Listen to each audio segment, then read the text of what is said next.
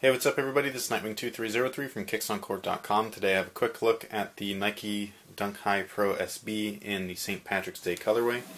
This was a kind of like a random pickup. I saw these online and I did like them. I just wasn't sure if I would like them in person. I happened to run into them and I did like them, so I grabbed them. So that being said, let's go ahead and get right into it. Alright guys, so here's just a quick look. It's a pretty simple colorway. It's mostly just a green leather upper. This back portion here feels like kind of like a nylon. I don't know if you can see it very well. So overall, I think that the craftsmanship is pretty good. I don't really have any complaints. I just really like the colorway. This golden green really stands out pretty nicely. And then, like I was saying, like this darker green here, and then it's on the bottom as well, both on the solid rubber and the Phylon hit. Along with the midsole, I think it's just a really clean look. Nothing really to go over. I think the laces are in here. They came with darker green laces, which I thought was kind of random. I thought, like, I know why they came with them, but I think that like a gold lace or a white lace would have been a little bit nicer.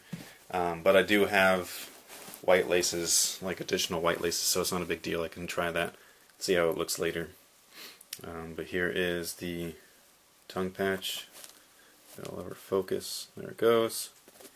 I just really like these. I don't know why. I don't even like green, but this colorway just looks really, really clean. So, but yeah, that's basically it. It's pretty simple and self-explanatory. Here's a quick look at the other one. If you're wondering about materials, this is a really, really cheap kind of split grain leather with a polyurethane coat. Quality of materials, like I don't know if you're even going to be able to see that, but that's just like probably some of the crappiest leather I've ever seen on a shoe. But you know, I'm just going to wear these casually. I'm not going to do anything crazy in them, so it's not a huge deal for me. Plus, they're not really expensive either. They're under $100, so I think that that's fine. One thing that I do think is cool though is that the synthetic overlay that they have here on the swoosh actually has yellow behind it, which is kind of interesting. It's got a weird kind of contrast to it. I think it looks pretty cool. So, but yeah, nothing on this shoe is actually like premium quality whatsoever.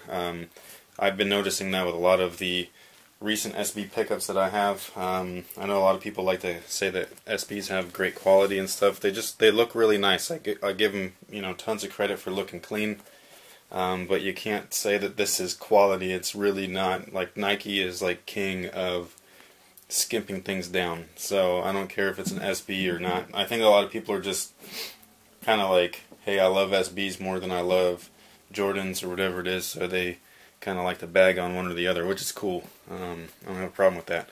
So, because I'll favor Jordans over anything else, just because that's what I was like. That's like nostalgic for me.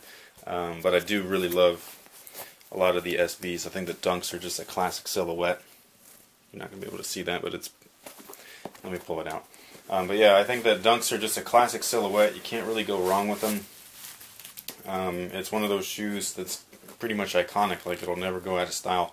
It's like an Air Force One. It's just really, really clean. So, in that sense, I think that these are dope. But as far as like actual quality goes, if you're going to compare quality to things, like, it's not there. Like, sorry to tell you, but the leather is just as crappy here as it is on most Nike Retro releases. And it's actually crappier than quite a few of the Jordan brand releases, in my opinion. Actually, it's not really opinion, it's actually fact. Like, you can see it. Like, the leather here is crap. Like, it's super thin. It's super thin leather.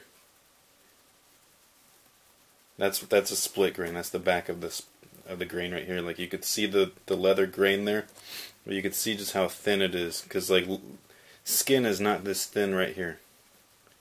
Naturally, you know what I mean? Like, they have to cut it into layers, and they spread that layer out amongst thousands of shoes. Not thousands, but hundreds.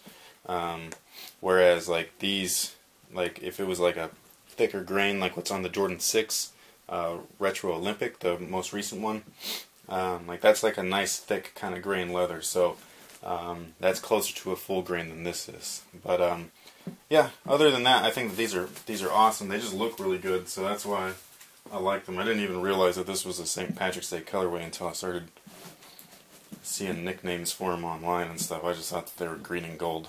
But yeah, I think that these are dope.